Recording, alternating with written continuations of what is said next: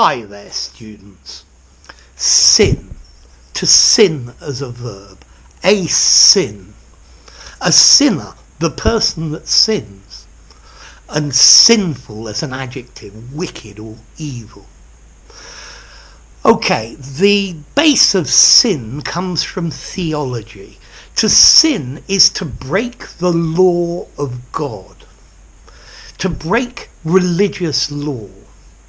So, murder is a sin. Well, maybe if you live in a group of headhunting cannibals, it's not.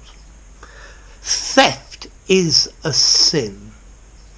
So, it really depends on your culture, because different cultures have different interpretations of what is sin.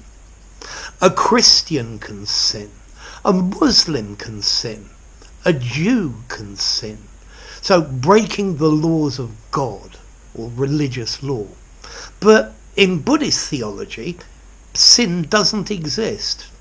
So it depends, yeah? So a sin, doing something that breaks religious law or the laws of God. Now, we can use this verb to sin, or a sin, more generally, meaning a misdeed. So the director made the cardinal sin of making the movie far too long. So here we've got sin meaning a transgression against a principle or a standard. In our modern society, empathy with people in difficult situations is often viewed as a sin. So a sin, a reprehensible action, a fault, something that you do that is wrong.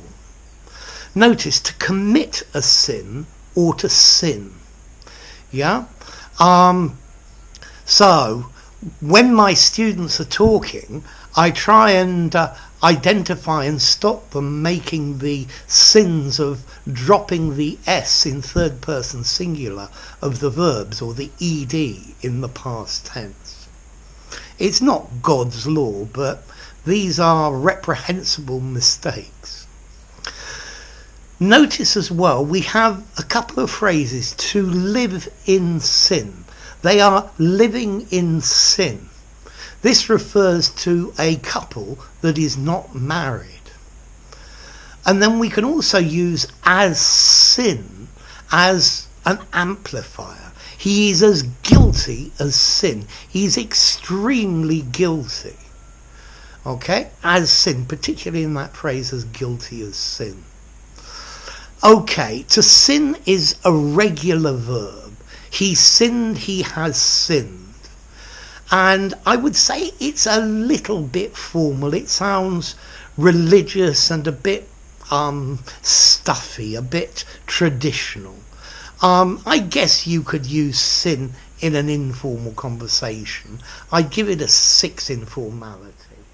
But a misdeed, something that they've done that's wrong, a bad action. Definitely use sin in something semi-formal or very formal.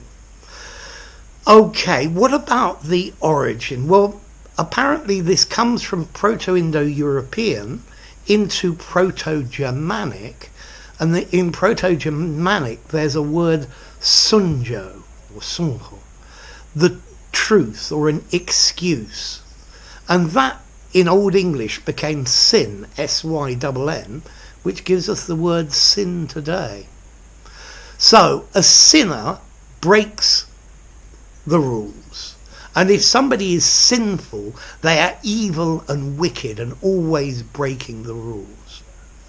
So there you go. If you enjoyed the video, give it a rating, subscribe to my channel, and I'll see you soon. Bye for now. Sin, sinful, sinner.